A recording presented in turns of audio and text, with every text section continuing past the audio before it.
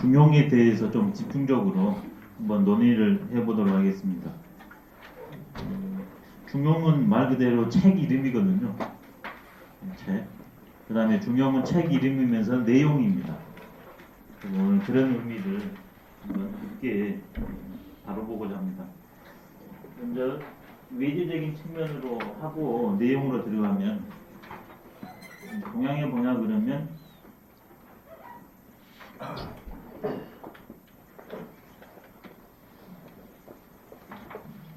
그 진리, 그 다음에 진리대로 사는 것을 중용에 맞다 이런 말을 하고, 또 진리에 맞는 삶을 중용지도에 합당하다 이런 말도 합니다.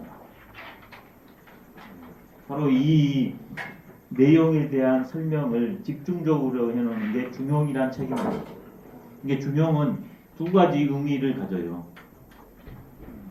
형식적으로 했을 때는 중용이란 책이고, 내용적으로 했을 때는 진리는 뭔가, 진리로 사는 모습이 어떤가, 어떻게 진리를 찾아갈 건가, 이런 것이 내용적으로 말했을 때도 중용이라고 합니다. 이렇게 형식으로 드러났다면 누군가는 드러냈을 텐데, 이 중용이라는 책도 얘기라는 책에 들어있는 하나의 편명입니다. 얘기. 대학도 얘기에 들어있고 중용도 얘기에 들어있습니다. 근데 중용이 많이 알려진 것은 당나라 때부터 많이 알려졌답니다. 왜 그러냐 그러면, 중국 당나라 하냐 그러면 문화적으로는 요즘 말로 하면 다문화입니다. 조로아스터교 여기까지 다 들어왔습니다. 그때. 동양 유불선만 있었던 게 아니라 서방에 있던 다른 종교나 사상들도 그때 다 들어왔어요. 해교도 들어왔습니다. 해교가 이슬람교입니다. 그만큼 그때 이렇게 대륙 간의 이동이 활발했을 때입니다. 그리고 그것을 리드한 나라는 당나라였습니다.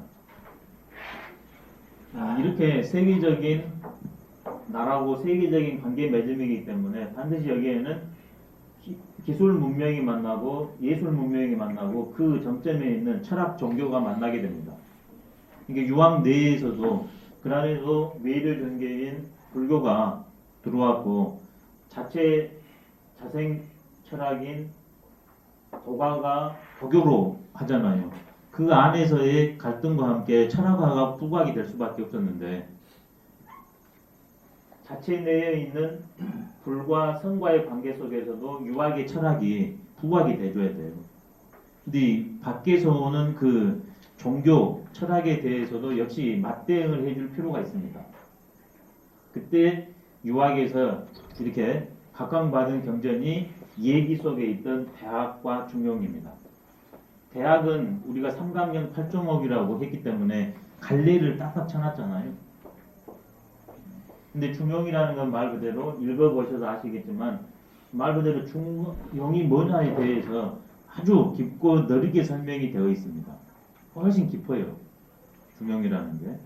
그러니까 그러한 시대적인 요구 속에서도 너무나 잘 맞아떨어지는 경전이 중용이 있습니다. 그 이후부터 중용에 대해서 깊게 공부한 분들은 아주 소중하게 여깁니다. 이것을 송나라 때 오냐 그러면 이제 정의참도 물론이지만 주자라는 분이 자기식의 이론 체계를 가지고서, 그때 자기식이라는 것은 성과입니다. 성과이. 인간에 설명할 때는 심과 성과 정을 가지고 설명하고, 그 다음에 인간의 근거, 우리가 사는 세계, 우주를 설명할 때는 이와 기라는 개념을 가지고서 설명하는 게 성리학입니다. 그 두 개 합쳐서 성리학이거든요. 성에는 심, 성, 정 준말입니다. 성이라는 게. 그 다음에 이라는 것은 이, 기의 준말이에요. 그래서 이 두 개가 바로 공자가 말한 일이관지다. 공자가 오도는 일이관전이라, 나의 도는 하나로서 천과 인을 꿰다는 거거든요. 갈지가 천인이에요. 현상. 그럼 이 하나가 도대체 뭐냐? 그게 도라고 말했는데, 그 도를 천도로 했을 때는 성리학자들이 이라고 그랬고, 인간을 말할 때는 그 도를 성이라고 그랬어요. 성. 근데 도는 반드시 현상화되니까 거기에서 성과 짝이 되는 게 정이고 이와 짝이 되는 게 기예요. 그래서 이걸 줄이면 이기심성지학이라고 그럽니다. 이걸 동시다발로 해결해 줄 어떤 글귀가 필요해요. 그때 가장 합당하게 나온 게 첫 번째 주역이고 두 번째 글이 중용이에요. 그래서 중용에 그렇게 애착을 갖습니다. 성리학자들이. 왜 그러냐면 중용의 첫 번째가 천명지위성이라 여기서부터 딱 시작되거든요. 중용의 첫 번째가 이 성과 이를 해결한 문장으로 시작돼요. 하늘이 명령한 것을 성이라고 그런다. 천명의 천리, 위지성의 인선 다 해결돼 버렸잖아요. 그렇기 때문에 이 중용에 대해서 관심을 지대하게 갖고 여기에 대해서 설명을 자세히 붙입니다.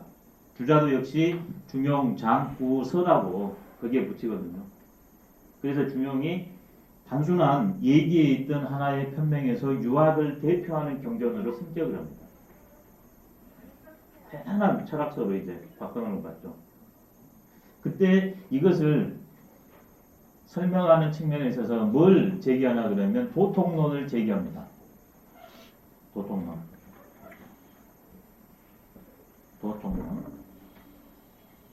이거 하나 빼야 되겠네요. 도통론. 도가 어떻게 전승이 됐는가? 이게 도통론입니다. 그래 학자들은 이렇게 말합니다. 그때 유학이 당나라 때 그 다음에 송나라 때 오냐 그러면 불교가 융성했고 불교랑 맞서야 됐기 때문에 그것을 또 노장에서도 도교화되고 거기에서도 도통론이 있잖아요. 진리가 누구한테 이렇게 쫙 나오는 거 도통론. 그 영향을 받아가지고 유학자들이 도통론을 만들었다는 그런 설을 해요.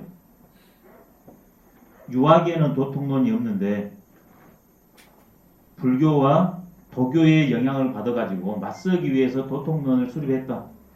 이게 일반적인 설인데 그게 낭설입니다. 왜 낭설이냐? 첫 번째, 이런 식의 도통론의 문장을 확실하게 정립한 사람은 알려진 사람으로는 주자입니다. 어디서 있냐면 사서 중에서 대학 집주서에서 보면 대학 장구서라고 있어요. 서문이. 거기에 보면 요, 순, 우, 탐, 문, 무, 주, 공 이렇게 해가지고 유학의 도통론을 확립해요. 그 다음에는 주자는 어떻게 해주냐 그러면 맹자에서 끊어지고 그 다음에 천년 뒤에 정의천을 갖다 붙여요. 정명도 정의천 형제를 갖다 붙여서 유학의 도통론을 완성시켜요. 이것만 보고서 유학의 도통론은 없다 그러는데 그건 잘못한 생각입니다. 왜? 제가 증거를 대면 주자가 이 도통론을 확립한 이전에 누가 있었냐? 한태지라고 있습니다. 그 유명한 한태지의 원유라는 명문이 있습니다. 거기에 보면 이미 주자가 해놨던 도통론이 거기에 나오고 있어요. 그리고 그 사람은 거기에다가 양웅이라고 있습니다. 양웅. 순자. 그 사람들까지도 어느 정도 자리매김을 해줘요.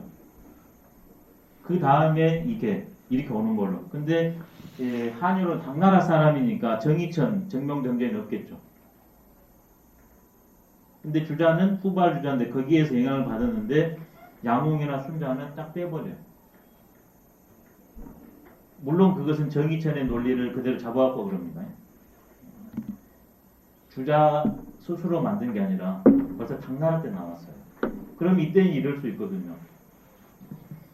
알다시피 한태지가 제일 처음에는 그 불교에 대해서 옹호적인 글을 써가지고 나중에 일곡선생처럼 아주 곤욕을 치릅니다. 그래서 배불론 나는 불교 신자가 아니다는 배불에 관한 책을 써요. 아니 글을. 그러니까 그것을 무마시키기 위해서라도 유학의 도통론을 강조했을지도 모르겠죠. 그러지 않습니까? 나는 그런 사람이 아니다. 결백을 이렇게 드러내기 위해서 유학의 도가 뭐냐? 원도를 짓고 유학의 본질이 뭐냐? 원유를 짓고 그 중에서 사상은 이거고 거기에 뭐냐 그러면 불교에 대한 그 다음에 도교에 대한 비판을 원도 원유에서 하고 있어요. 벌써 한태지가. 그러니까 어디까지나 자기가 살라고 그랬다. 그럴 수도 있습니다. 근데 그러한 끈이 처음 나타났다. 그럼 그렇게 볼 수 있는데 이렇게 쭉 올라가면 이 도통론이 어디에 벌써 보이냐? 맹자에 벌써 보여요. 맹자 제일 뒤편에 가냐 그러면 500년 주기설이라 해가지고 요순우탕부터 공자까지 맹자가 공자까지 딱 돼요. 당나라 이전에 벌써 나온 겁니다. 도통론이. 그러면 맹자는 저 혼자 했을까? 아닙니다. 공자에 보면 요활이 제일 마지막이거든요. 20편 우리가 보고 있는 20편 거기에 보면 제일 처음에 20편에 제일 처음에 역시 도통론을 말하고 있어요. 요순우탕부터 문무 주공까지 딱 됩니다. 자기는 안 돼요. 주공까지예요. 이게 거기에 보이지 않게 자기가 이제 이렇게 들어가는 겁니다. 맹자는 그걸 이어서 공자까지 딱 집어이었고 그럼 공자는 공자에 자의했을까? 아닙니다. 서경에 가냐 그러면 요전, 순전 이게 바로 그 다음에 우임금이 아니 탕, 우가 이렇게 오잖아요. 우, 탕, 그 다음에 문무 이렇게 되잖아요. 바로 이게 하은주, 요순과 하은주 3대에 대해서 써놓은 게 서경이거든요. 바로 이게 도통론이에요. 이 도통론을 그대로 공자가 축약해가지고 요활 20편에서 요활이니까 위정자잖아요. 거기에서 도통을 이은 거예요. 그 다음에 맹자가 공자를 첨가시켰고 그 다음에 한태지나 이런 사람들이 맹자를 첨가시켰고 근데 순자와 양웅은 정명도 정의천 특히 정의천이 치니까 주자도 역시 거기에 대해서는 딱 빼요. 이게 바로 도통론에 대한 오해입니다. 노블의 영향과 맞서기 위해서 유학의 도통론을 허구로 만들었다. 이건 낭설이에요. 경전에 대한 이해가 약해서 그래요. 분명 유학 내의 도통론이 예전부터 뿌리를 받고 왔어요.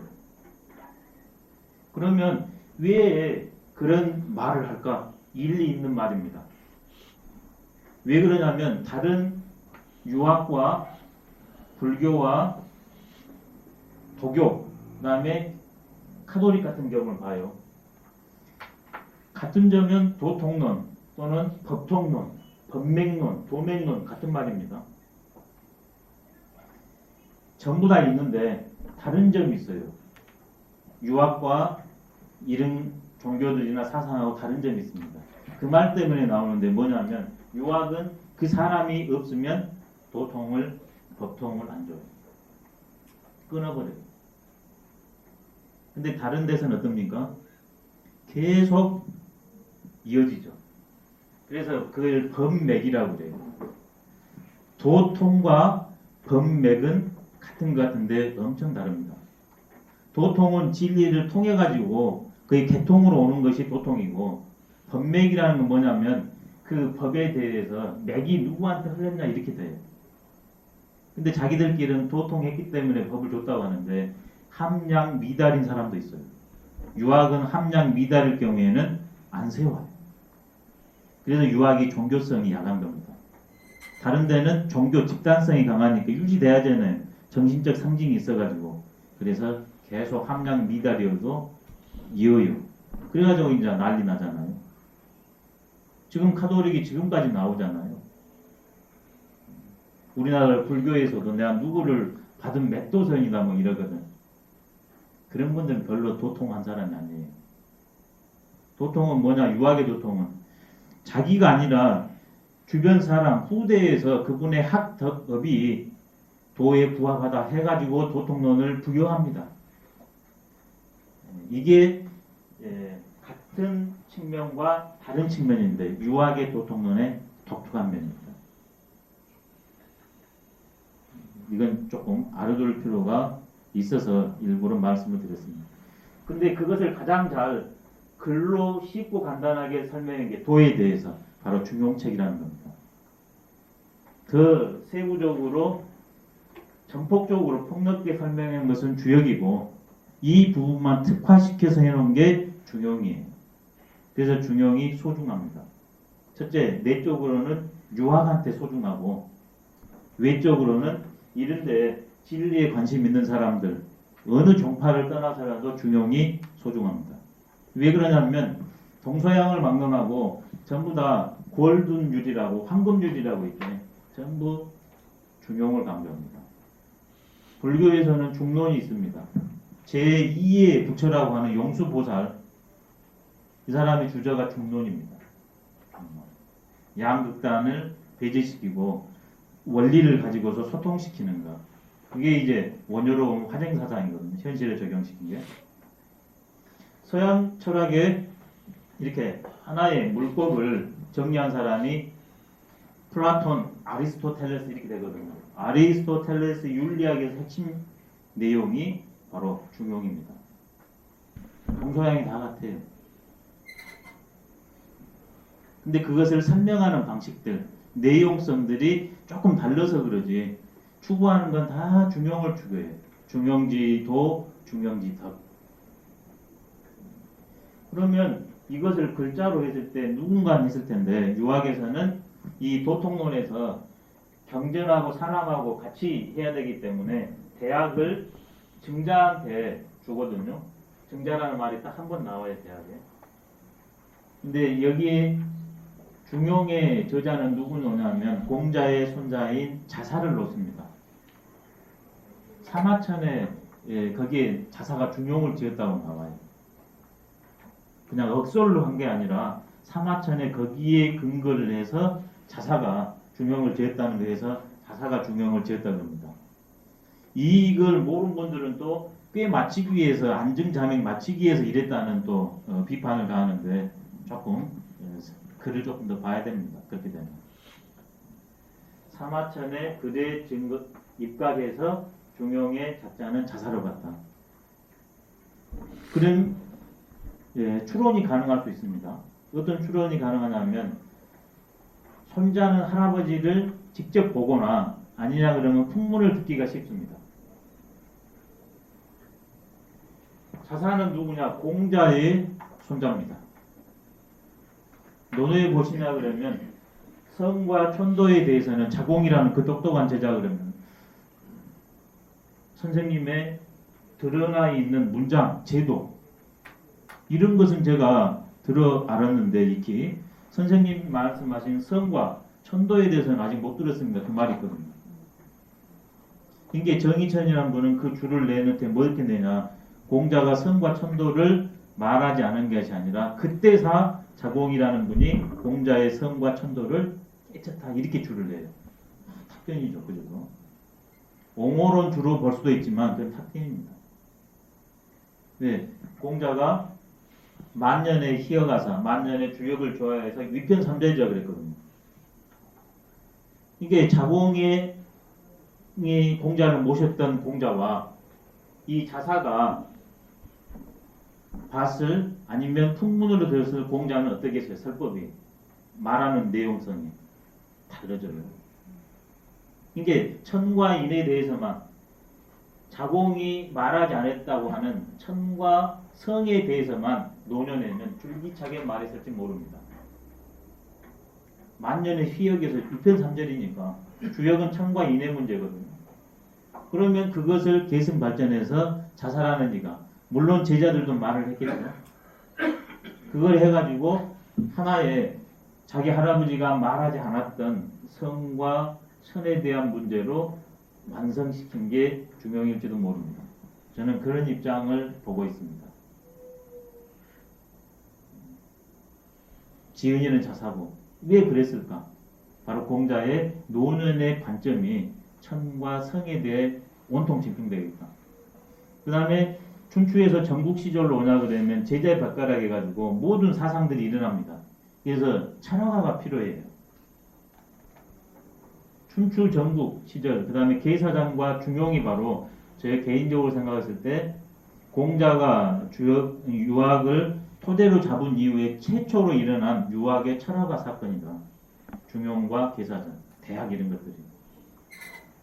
특히 그 중에서도 대학은 외적인 삼강령 8조목으로 평천화 문제로 갔다면 아닌 문제로 상대적으로 중용은 수기의 측면으로 해가지고 천과 성의 문제에 더 깊숙이 하는, 그래서 안과 박, 표리의 관계에 중용과 대학이 있지 않는가, 이런 것들은 성리학자들이 말한 설에 근거를 했습니다. 대학은 겉이고 중용은 아니라는 설은 성리학자들이 미리 말씀을 하셨습니다. 중용이 이런 책이라는 것을 먼저 알 필요가 있습니다. 그렇다면 왜 중용이 중요할까? 중용을 해야만이 자유롭고 행복하며 내적으로, 외적으로는 평화롭게 공존할 수 있다고 보기 때문에 그럽니다. 그러면 도대체 중용이 뭘까? 여기에 대해서 알아야 됩니다. 중용은 뭐냐? 두 가지로 풀어질 수 있습니다. 첫 번째, 동사 일반 그대로, 동사 목적어. 이번에는 목적어를 강조해가지고 앞에 뺀 목적어 동사 이렇게 할 수 있습니다. 중용의 의미를 중용의 책으로 설명드리면 이렇게 됩니다. 이게 용이라는 것은 여러 의미가 있는데 크게 말씀드리면 이 세 가지 의미가 있습니다. 정, 상, 용. 용자. 정이라는 것은 정도입니다. 불변의 원리. 상이라는 것은 일상상이에요. 일상적인 것. 용이라는 건 쓸 용입니다. 이때 목적으로 쓰였으니까 정과 상으로 쓰인 겁니다. 보편의 원리, 정. 그것이 일상적으로 구현되는 일상상. 그것을 알맞게 한다. 이게 중용이에요. 용을 알맞게 한다. 이때 용은 정과 상의 의미예요. 불변의 원리를 상황 속에서 알맞게, 알맞는다는 것은 무과불급이라, 지나친 것도 부족함이 없이 딱 맞아떨어진 상태. 이게 이러면 이게 원리로 되잖아요. 천은 뭔가, 성은 뭔가, 이게 용이에요. 반대로 이번에는 중을 목적으로 잡으면 이렇게 됩니다. 자연히 이 용이 뭘 용으로 쓰이겠어요? 쓸 용자로 쓰이겠죠. 중, 이때의 중은 현상입니다. 꿰뚫는 원리입니다. 현상을 꿰뚫는 원리가 중이에요. 그것을 쓴다. 이게 중용입니다. 다 돼요. 그러면 중자가 어떻게 걸렸습니까? 목적으로도 걸리고 동사로도 걸렸잖아요. 그래서 이 중은 이렇게 쓰면 이게 원리 최고, 동사로 쓰면 이게 작용용이잖아요. 이렇게 쓰면 이게 최고, 이게 용이지 않습니까? 그럼 중은 어떤 의미를 가지고 있냐? 단일한 의미가 아니라 복합적 의미다. 중은 변치 않는 원리를 말할 때도 있고, 그것을 상황에 적재적소에 쓰는, 활용하는 용의 의미를 다 갖고 있어요. 중이라는 게. 이쪽이 중정의 중입니다. 변치 않는 중, 원리. 이쪽은 시중의 중이에요. 상황에 맞아떨어지는 중. 중은 중정의 중과 시중의 중이다. 그래서 중용은 뭐냐? 바로 시중을 말해요. 변치 않은 원리가 상황 속에서 적용되는 것. 그게 중용입니다. 그러니까 당연하니 중용에서는 변치 않은 원리는 뭐고 상황은 뭐냐에 대해서 처음부터 끝까지 논의가 됩니다. 이것을 이제 철학적으로 했으니까 현상적으로 설명을 한번 드릴게요. 거울로 예를 한번 들어보겠습니다. 아니, 저울로 한번 할게요. 동적으로 훨씬. 저울을 가지고 중용을 설명해 볼게요. 먼저 변치 않은 원리가 있어야 되죠. 변치 않은 원리가 저울에서 뭐겠습니까? 저울이 천칭이 있습니다. 이렇게 있죠. 그러면 변치 않은 원리가 뭐겠어요? 이것이 변치 않은 원리겠죠. 늘 0을 가르치는 것. 그러면 상황의 중은 뭐겠어요? 무게가 50kg가 올라갔습니다. 그러면요 몇 킬로가 나와야 됩니까? 여기에 50이 나와. 이게 시중이에요. 시중. 불변의 중. 그렇게 되어 있을 때만 시중이 돼요. 그러니까 중은 한 자리잖아. 그게 중요해요. 그렇게 쓰는 게, 그렇게 사는 거. 근데 이 기준이 1입니다. 이건 중정의 중이 아니죠, 벌써. 그럼 50kg가 올라가면 몇 킬로 나옵니까? 51kg 나오죠. 이게 과예요. 이번에는 이 기준이 마이너스 1로 되어 있네. 그럼 50kg 나오면 올라가면 몇 킬로 나옵니까? 이게 불급이에요. 과나 불급이 없이 50kg면 늘 50kg가 되죠. 이게 중용입니다. 그럼 중용을 하려면 뭐가 먼저 돼야 되는가? 내가 늘 영의 상태로 있어야 된다는 거. 영의 상태로만 있으면 무조건 50kg, 49kg, 10kg 매 순간 돼요. 그러면 이제 영으로 돌아온 게 관건이죠. 그러지 않습니까? 영으로 돌아왔을 때 제대로 재지니까 그게 수양이에요.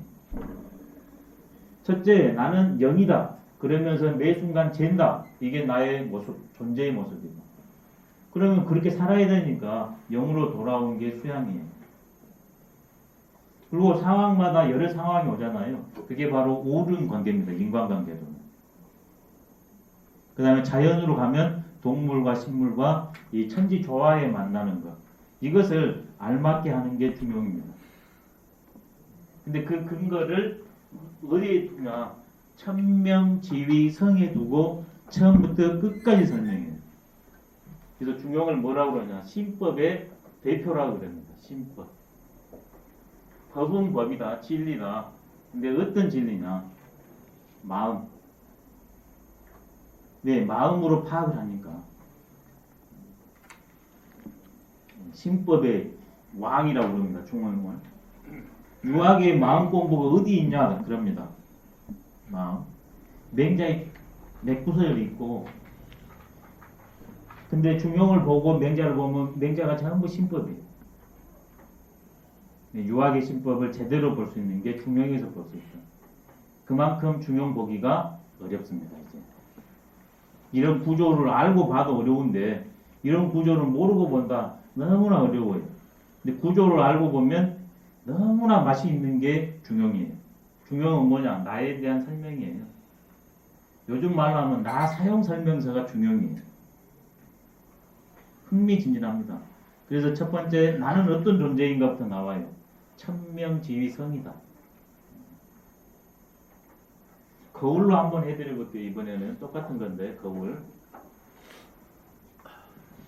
거울이 제일 처음에는 아무것도 없이 이렇게 깨끗하지 않습니까? 이게 나의 본래 모습입니다. 그러면 대상이 뭐냐 그러면 A는 A, B는 B. 예쁘면 예쁜 대로, 멋지면 멋진 대로, 추함은 추한 대로 있는 그대로 다 보여줘요. 깨끗한 것 중정, 본래 모습. 원대로 보여주는 것 시중, 상황에 알맞은. 그게 중용입니다. 근데 이제 이게 안 될 경우가 일어나기 시작합니다. 어떨 때 안 되냐? 여기에 먼지가 전체적으로 입혀졌습니다. 그러면 비치기는 비치되 제대로 안 비칩니다.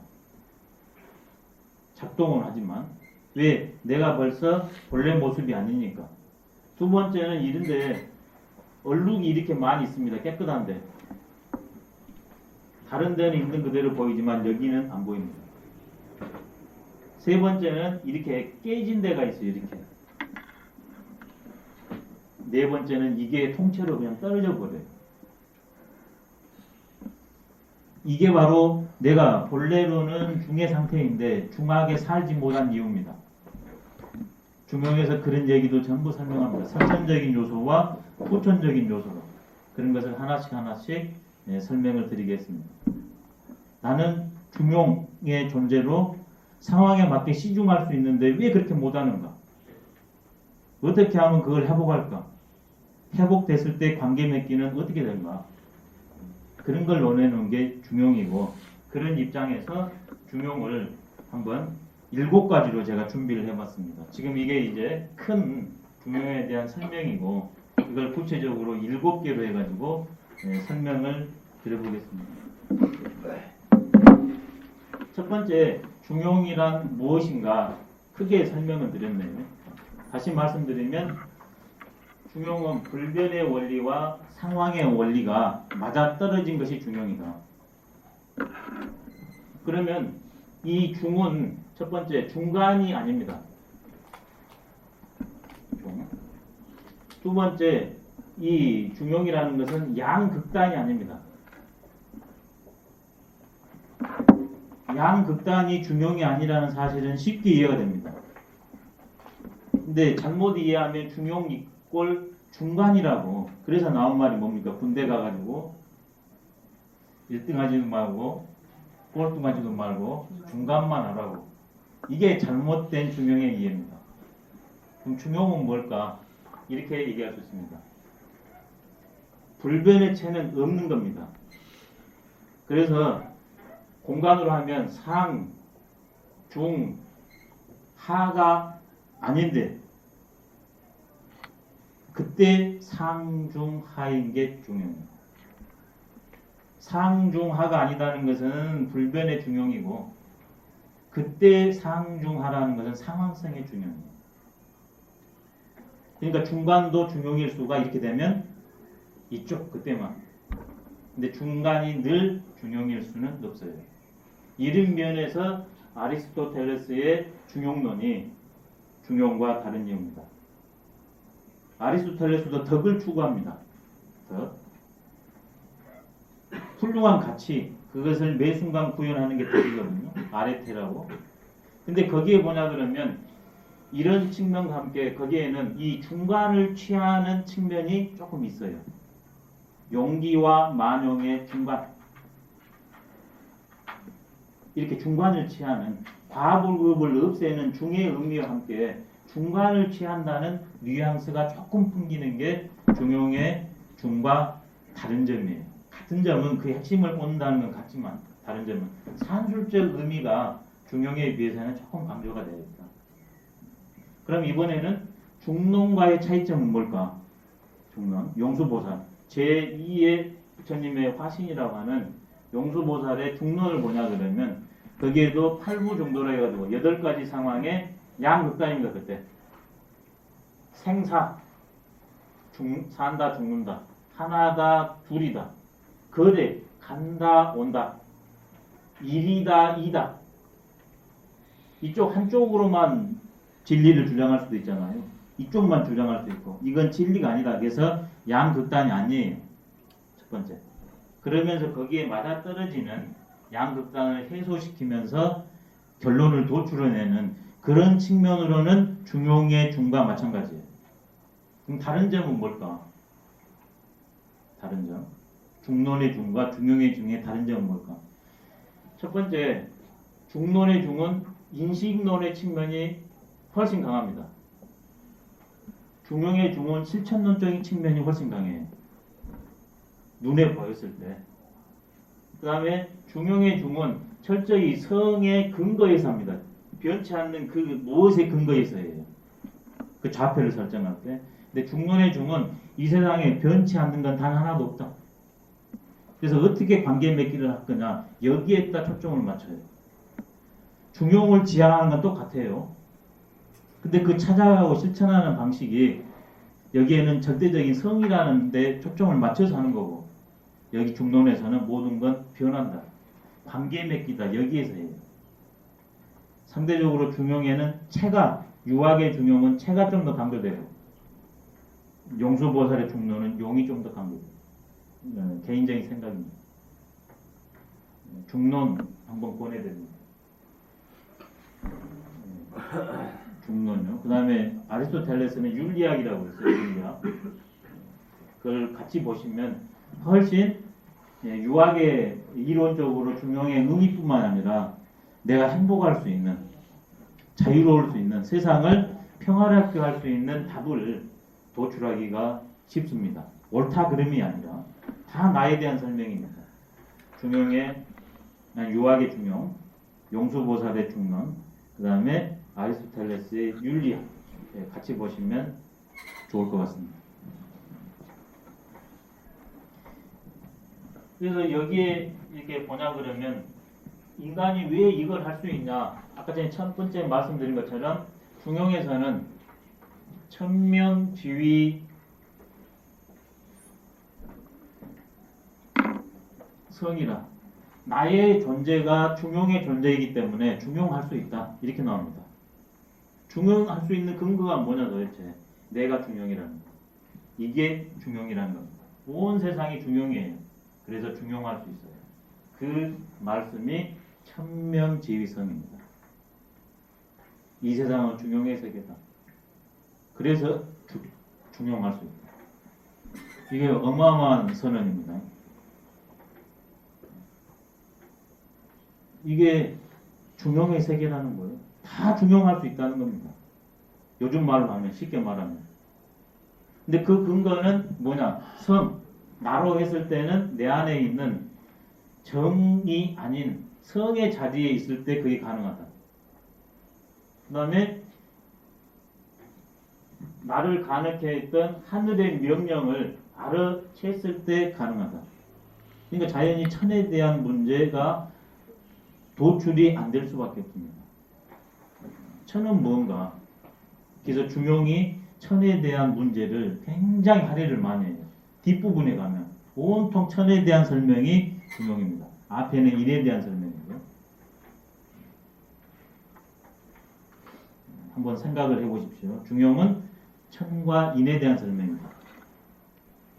그거 대전제로 천인이 둘이 아니라는 천명지위성을 앞에다 딱 내걸어놓고 그 전에는 인에 대한 문제고 그 다음에는 천에 대한 문제가 강조되어 있다. 그래서 이 근거인 천명지위성을 알았을 때 이게 나의 본래 모습인데 이게 모든 존재에 다 있대요. 이게 뭐냐면 오상입니다. 5가지 변치 않는 것, 일상적으로 통용되는 게 오상이거든요.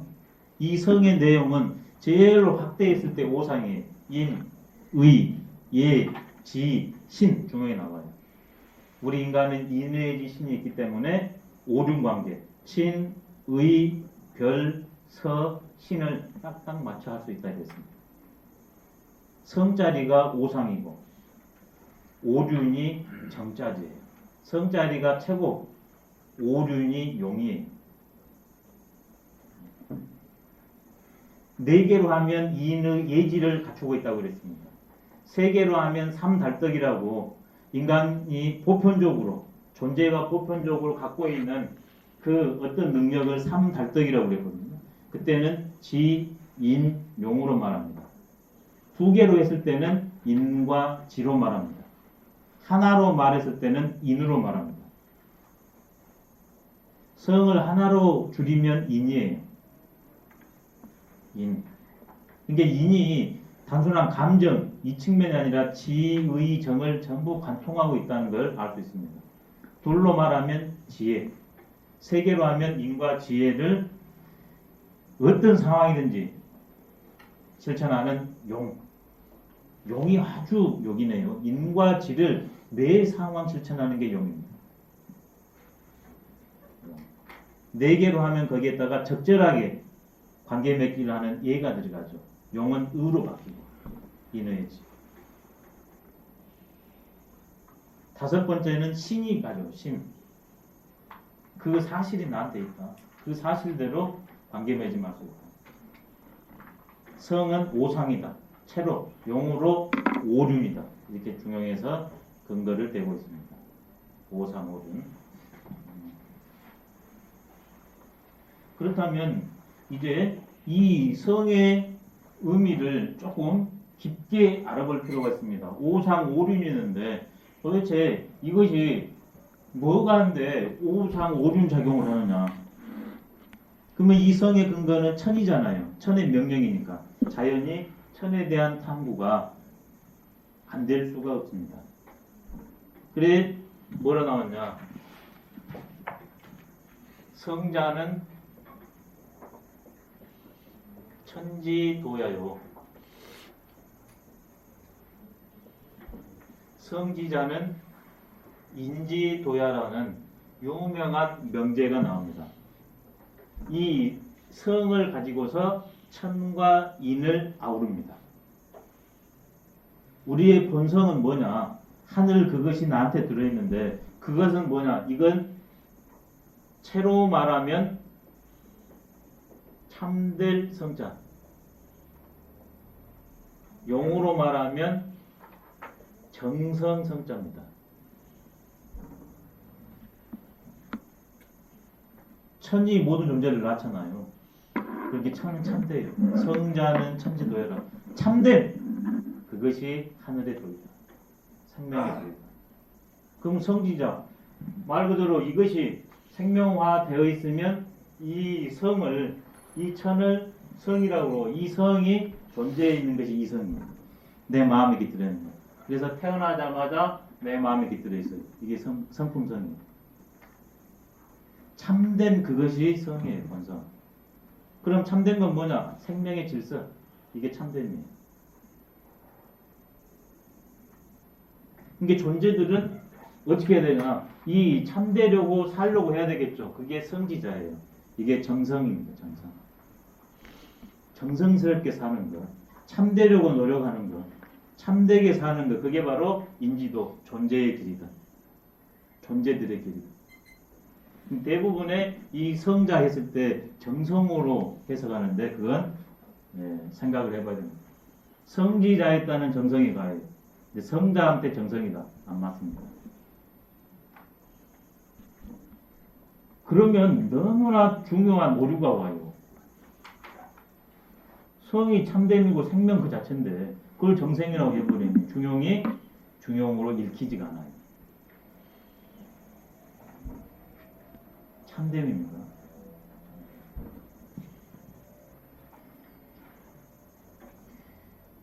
우리는 이런 존재인데 그렇다면 이 성의 역할을 한번 말씀을 드려보면 크게 세 가지로 말씀드릴 수 있습니다. 이게 바로 천지지도라고 그랬잖아요. 그래서 천지가 만물을 나는 거거든요. 이게 존재 측면이에요. 하늘과 땅을 한마디로 말하면 생물불칙이라 그랬거든요. 중용에. 존재 낳기를 헤아릴 수 없이 난다. 그래서 이 존재의 근원이 천지성이에요. 대부분 우리가 아는 성은 뭐예요? 윤리도덕이잖아요. 그게 아니에요. 생명의 실상입니다. 생명을 낳는 그 작용이 성이에요. 그게 생물불칙이에요. 하늘과 땅의 존재는 뭔가? 존재 낳기를 헤아릴 수 없이 끊임없이 낳는 거. 그래 이건 뭐냐면 이게 성은 존재 측면이 있습니다. 존재론의 측면. 모든 존재의 근거. 근데 생물불칙 끊임없이 나요. 생물불칙. 종적 유시론입니다. 한번 나면 끝나는 게 아니라 다시 새로운 존재가 다시 동시에 탄생해요. 종시론. 그게 생물불칙입니다. 사생의 문제도 저렇게 해결합니다. 그 다음에는 이게 이제 우리가 이런 존재냐 그러면 대상을 만나가지고 판단을 해야 되지 않습니까? 그게 인식의 문제거든요. 이 성은 어떤 인식의 능력이 있냐? 지성여신이라는 말이 있습니다. 참 그 자체가 지성이거든요. 참 그 자체가 되면 여신, 귀신처럼 알아채버립니다. 국가에 어떤 좋은 일이 있건 굳은 일이 있건 아니면 내 일신상에 타인의 일신상에 좋은 일이 있건 굳은 일이 있는 것을 귀신처럼 알아내버린다고 중용에서 얘기하고 있습니다. 그게 지성 여신입니다. 왜 아까 거울 설명드렸잖아요. 저울 그냥 오면 온 대로 알아버려요. 지성 여신. 마지막에는 내가 어떤 대상을 만났으면 판단해서 실천을 해야 되잖아요. 이걸 가치라고 그래요. 가치. 철학적 세 큰 주제를 했을 때 참을 인식해가지고 그게 가치 있는 거잖아요. 그것을 지나치지도 부족하지도 않고 다 구현해 나가는 거예요. 그게 가치론이거든요. 그때 이건 뭐냐면 가치론에서 말했을 때는 성기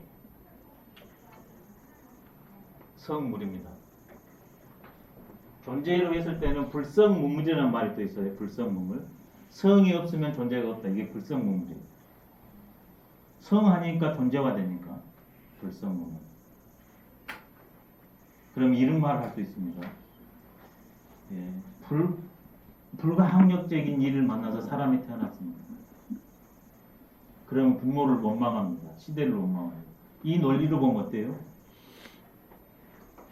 그런 거 한 번에 끝나요. 떨어져요. 내가 태어난 건 참된 거예요. 어떻게 되든 간 축복받은 겁니다. 인간적 가치에서 부모가 조금 좋았으면 좋을 뿐이지 생명으로 보면 축복이 나는 그대로.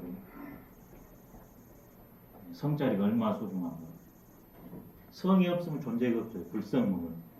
표구도 많이 쓰죠. 불성문을.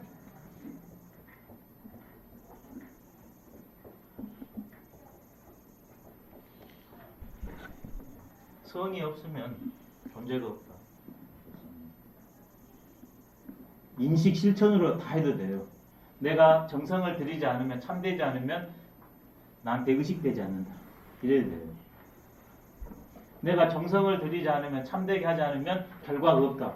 가치로 다 돼요. 동양철학은 재밌어요. 하나가 세 개를 다 잡아버리니까. 불성문물 하나로 존재, 인식, 가치를 다 표현할 수 있어요. 근데 지금 일부러 나눕니다. 20장 성장에 가면 이 말들이 그대로 다 나오고 있습니다. 제가 자의적으로 말한 건 없다고 저는 생각하는 입장입니다.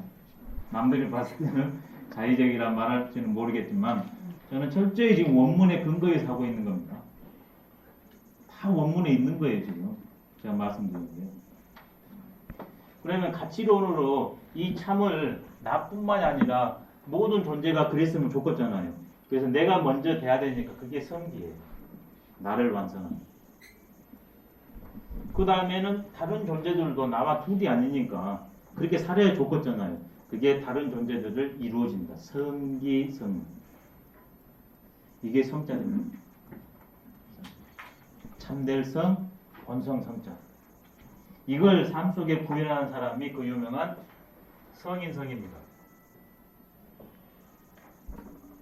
성을 구현한 사람이 성인이에요.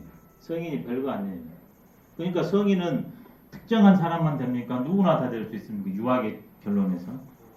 예, 누구나 되는 겁니다. 근데 유학하는 사람이 나 같은 사람이 어찌 성인이 될 수 있어요? 당신 같은 사람이 어찌게 성인을 말해요? 이건 굉장히 미안한 노릇입니다. 맞지 않아요. 근데 실제는 이런 존재인데 왜 우리가 그러면 이렇게 못 사는가? 그 이유를 중용해서 제시합니다.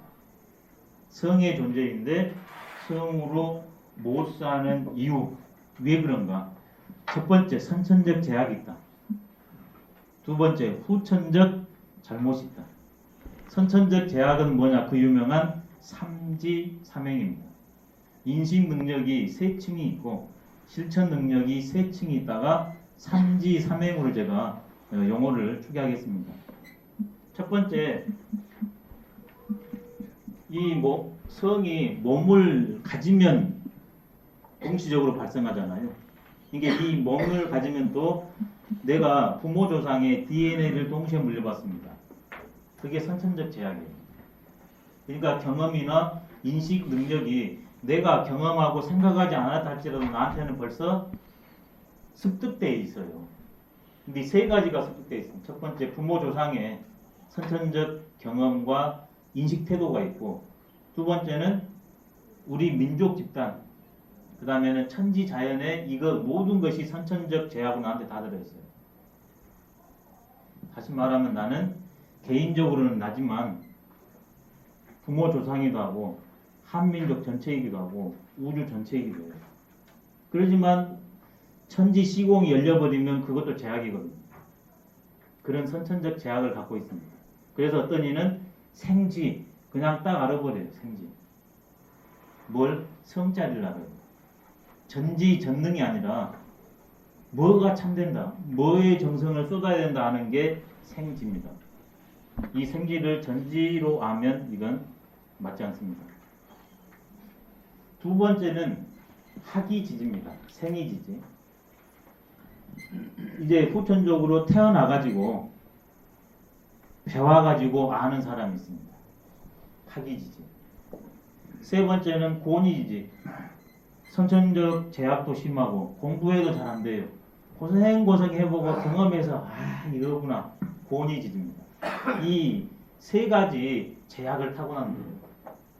어떤 이는 그냥 보면 알아버리고, 어떤 이는 배워야 알고, 어떤 이는 고생해야 알 수 있는 그런 선천적 지적 장애가 주어진대요. 그게 삼지입니다. 자연히 인식과 실천이 둘이 아니기 때문에 삼행하냐 그러면 안이행지. 편안하게 그냥 살아버려요. 안이행지. 생지에 붙습니다. 학이지는 선택을 하지 않습니까? 그래서 이행제예요. 이거 이롭다. 이게 이렇게 해야 쓰겠구나. 이행제. 고니지지는 고생했잖아요. 그래서 명강행지입니다. 노력하고 노력해서 되는 세계. 이게 선천적 제약입니다. 그래 결혼할 때 집안을 보는 이 제약을 옅게 받으려고. 부귀 공명을 보고 하는 건 어리석은 겁니다. 이 선천적 제약이 어느 정도냐. 부귀 공명을 보지 않고 그 마음자리를 봐줘야 돼요. 그러면 없는 부귀 공명도 만들어요. 근데 이 제약이 심하면 그것은 현재는 부귀 공명이라 할지라도 이 사람이 다 까먹어버려요.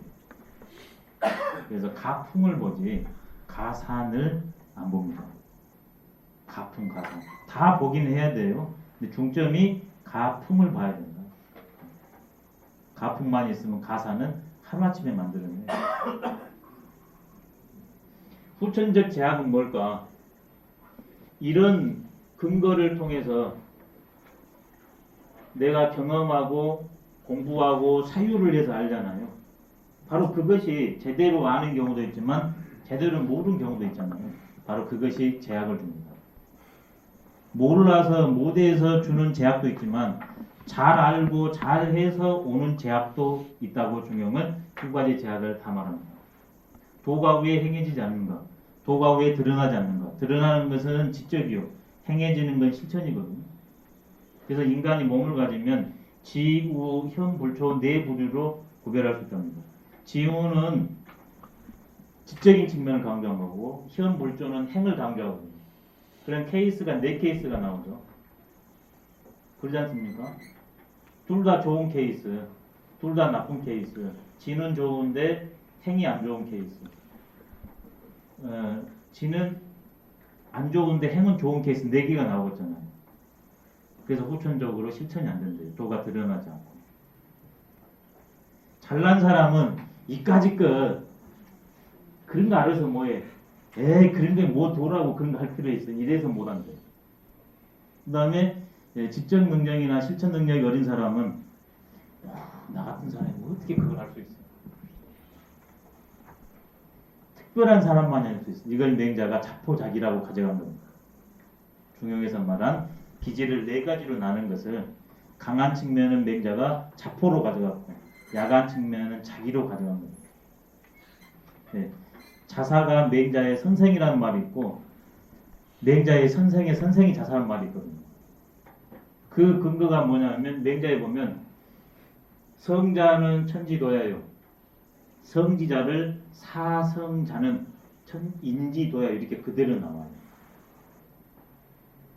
그러니까 자맹이라는 게 이게 순서로 확보가 됩니다. 왜 성의 존재인데 성으로 못 사나? 선천적 삼지삼행과 후천적 자포자기 때문에 못 한다. 그럼 이제 이걸 회복해 내야 되잖아요. 좀 쉬었다가 회복하는 방법에 대해서 한번 논해보도록 하겠습니다.